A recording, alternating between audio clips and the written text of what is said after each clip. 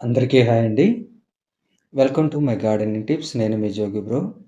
మరి గార్డెనింగ్ ఈజీగా చేసుకోవడానికి ఈజీ సొల్యూషన్స్ గురించి మన ఛానల్ ఫాలో అవ్వండి. మొదటిసారి చూస్తున్నవారు మన ఛానల్ ఫాలో అవ్వండి.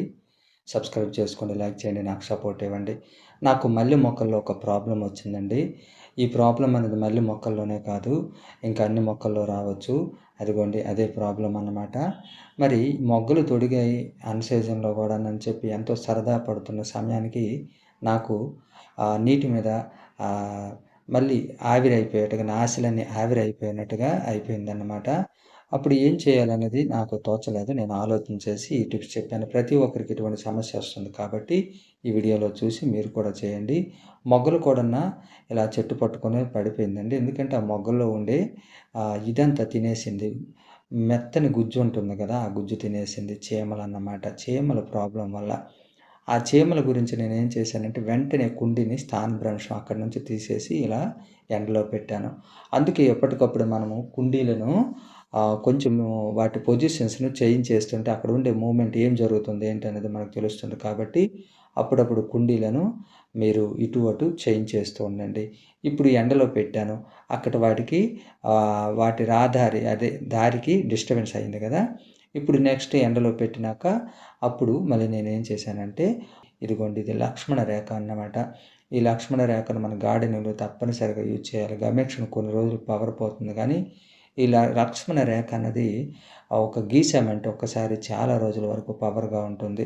ఇదిగోండి ఇలా సర్కిల్ గీసుకున్నానన్నమాట. ఆ కుండీ ఎంత సైజు ఉందో ఆ సైజుకి సరిపడేట్టుగా సర్కిల్ తీసుకున్నాను. నా దగ్గర 2 మల్లె మొక్కలున్నాయి గదా!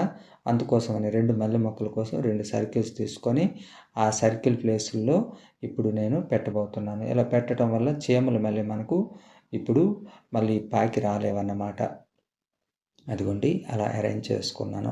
అరేంజ్ చేసుకున్నాక మరి నెక్స్ట్ మళ్ళీ మనకు చీమలు రావడానికి ఆస్కారం లేదు. వర్షం పడుతుంది కాబట్టి మళ్ళీ చెరిగిపోవచ్చు. దగ్గర దగ్గర మళ్ళీ నేను చూసి మళ్ళీ గీసుకుంటానన్నమాట. ఎండలు వచ్చేటప్పుడైతే లక్ష్మణ రేఖ చాలా మనకు ఉపయోగపడుతుందండి. మొక్కల పురుగులకు గానీ, ఇంక ఇతరత్ర వేటికి కానీను చాలా ఉపయోగపడుతుంది. మరి ఈ విధంగా మీరు చేయండి. అలాగే నెక్స్ట్ మరి మొక్క పైన ఉన్న చీమల్ని ఎలా కంట్రోల్ చేయాలి? అప్పుడు నేనేం చేశానంటే ఆ గమేక్షణ ఉంది కదా! ఆ గమేక్షణ అనేది దానిపైన దులిపానన్నమాట. ఇంకా మనకు ఇంట్లో పొయ్యి బుగ్గు ఉంటుంది కదా! ఆ పొయ్యి బుగ్గును కూడాను మనం మొక్క పైన దులుపుకోవాలి. ఈ మొక్కలే కాదు ఏ మొక్కలకైనా ఇటువంటిది దులుపుకోవాలి. అదిగోండి గమేక్షణ నేను వేస్తున్నాను. అన్ని మొక్కలకు కూడాను అదే విధంగా మనం వేస్తూ ఉండాలి. ఎందుకంటే ఇతరత్ర మొగ్గలు ఏ మొగ్గలకని ఆశించి తినేసే ఛాన్స్ ఉంటుంది కాబట్టి మనం చాలా అలర్ట్‌గా ఉండాలి. ఎప్పుడు మన ఇంట్లో ఈ విధంగా ఉండాలి. ఇదిగోండి పొయ్యి బుగ్గి ఉంది. కాకపోతే ఆ పొయ్యి బుగ్గి అనేది చాలా తడిగా ఉంది.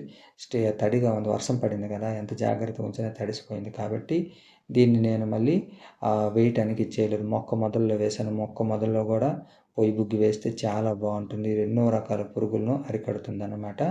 ఈ సమస్య మనందరికీ వస్తుంది కాబట్టి దీన్ని జాగ్రత్తగా పరిష్కరించుకోవచ్చు. ప్రతి మొక్కలో వస్తుంది. ఈ మొక్కలు ఇవన్నీ చామంతి మొక్కలు మొగ్గలు తొడిగే సమయం గదా!